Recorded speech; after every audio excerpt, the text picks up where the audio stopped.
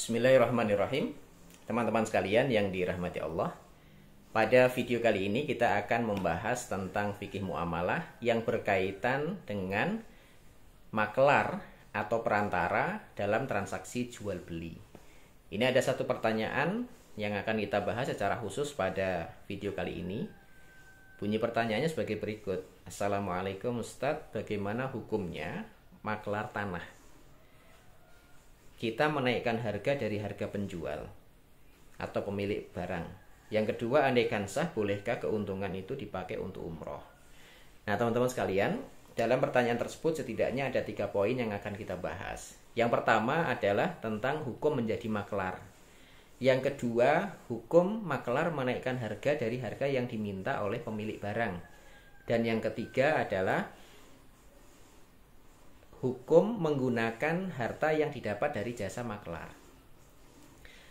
Poin pertama, secara umum hukum menjadi maklar itu dibolehkan dalam syariat Islam atau dalam fikih muamalah.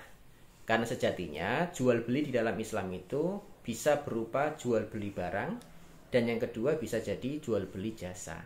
Dan maklar atau dalam bahasa fikih juga disebut dengan istilah samsaroh adalah pihak yang menjual jasa, berupa seseorang atau pihak yang menjual jasa kepada pemilik barang untuk membantu menjajakan, menawar-nawarkan barang dagangannya kepada calon pembeli.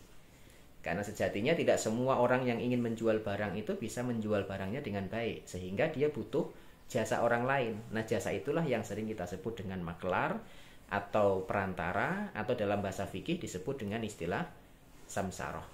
Nah, secara umum, karena ini perbuatan yang tidak ada larangan di dalam Islam, maka perbuatan tersebut dibolehkan.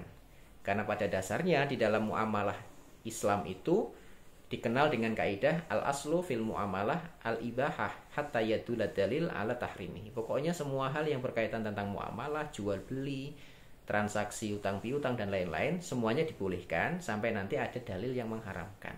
Nah, karena tidak ada satupun dalil yang mengharamkan samsaroh atau dalil yang mengharamkan maklar, maka menjadi maklar itu hukumnya adalah boleh.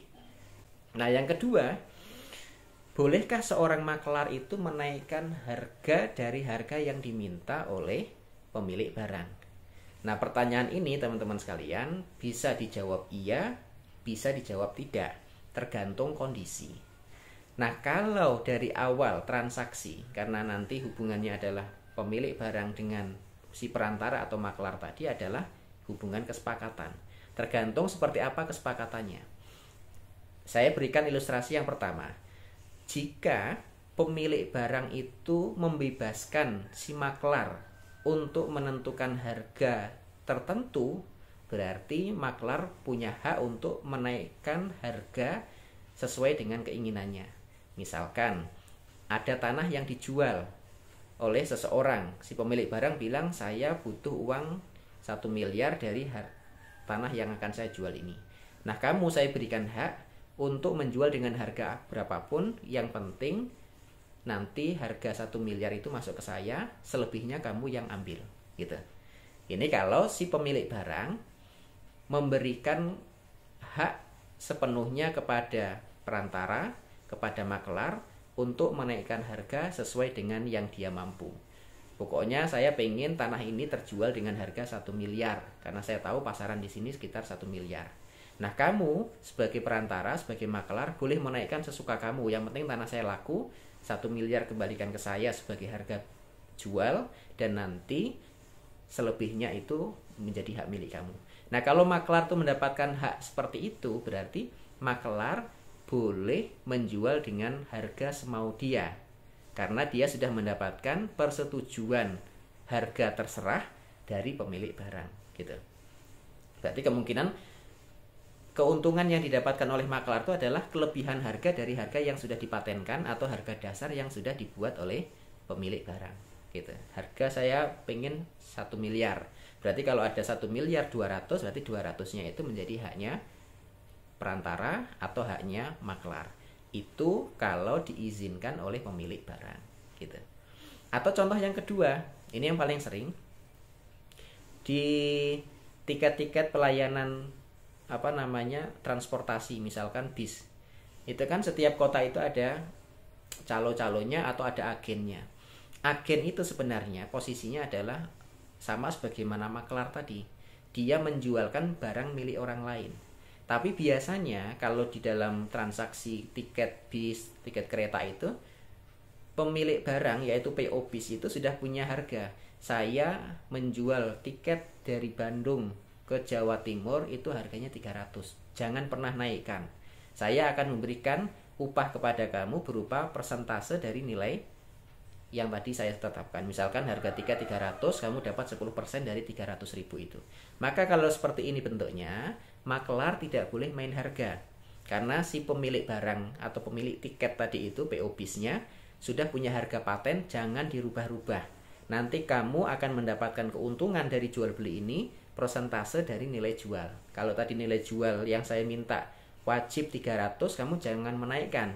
Nanti kamu akan mendapatkan upah berupa 10% dari 300.000 gitu. Artinya kalau pemilik barang sudah punya ketetapan seperti itu, maka maklar tidak boleh lagi main harga. Karena tadi berbicara tentang kesepakatan.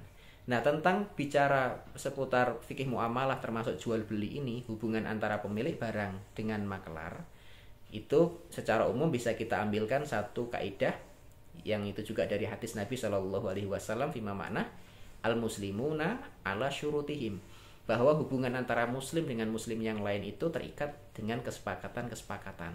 Selama kesepakatan itu tidak mengharamkan yang halal dan tidak menghalalkan yang haram gitu.